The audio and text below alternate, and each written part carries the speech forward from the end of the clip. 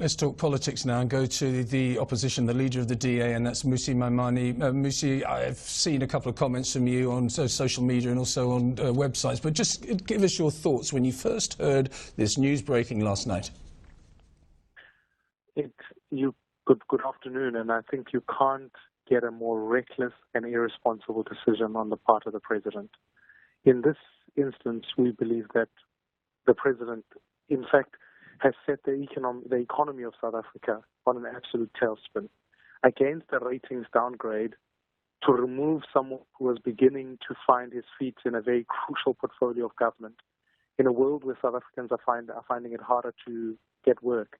The President could not have sent the most negative message you can put before the people of this country. And for me, and my reaction was, you can't act in a more reckless manner.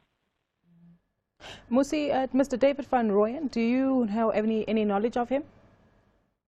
I've been a member of Parliament. I haven't heard much from Mr. van Rooyen, but even if he could be suitably qualified, which has not been tested yet, the issue here is, does he have the political capital to be able to direct government program, to be able to stand up to the President on issues like SA and the nuclear deal, to be able to stand up to cabinet colleagues and say, we cannot sustain spending at the level that we are.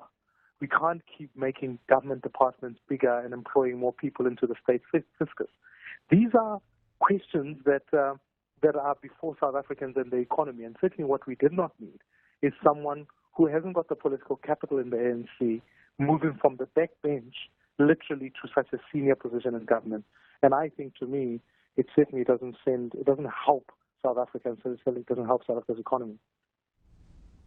Doesn't help you much either, Mmmusi, unfortunately. It's a double negative for you, because in certain other democracies, democracies in the so-called developed world, if this had happened, if this sort of extraordinary, astonishing, startling, ridiculous, irrational event had happened, then there would immediately be a vote of no confidence, there'd be a general election, and the opposition would get in. Nothing's going to happen, of course, so you don't get the benefit of coming to power. And number two, as a South African citizen, you're stuffed like the rest of us, because inflation's going to go up, interest rates are going to go up, and the economy is going to stall even more. So bad luck.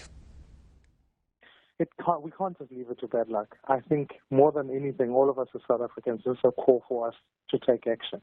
You are correct that in any globalized economy, some serious action would take place. Motions would then be brought in place. This, in this instance, is an irrational decision, and we believe that the action that we must take now is for more and more South Africans, starting at next year's general election or local government elections, to vote out ANCs in key cities. Then furthermore, what we've got to do is, certainly in January, we'll be taking strong action, certainly against the presidency, because we believe that these are the stances that we must take. If the President is going to destroy our economy, it certainly can't be on our watch. And we, as citizens of this country, need to take action. And so, yes, I agree with you that these are worrying signs as inflation goes up, as all of those. But if you look at the story of Africa, when more people lose work, the economy simply cannot be sustained.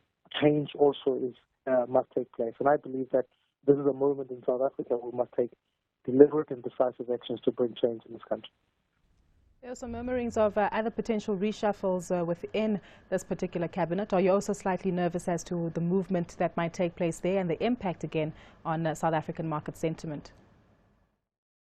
We've already started to see some of those impacts. I mean, certainly in the Rand is a key issue. We're seeing some consequences in terms of business confidence and investor confidence. The question about business confidence has been one that's been going on for a number of weeks now, and I think within that context, my biggest worry is the fact that even the prospects of job creation are becoming less and less.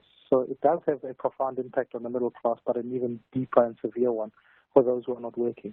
So if I look at all of the impact in the economy, it also means that government's ability to be able to collect revenue can be significantly compromised, which worries me from a tax point of view, because many South Africans, the more they lose confidence in the tax system, the more they're more inclined to find other ways to avoid tax.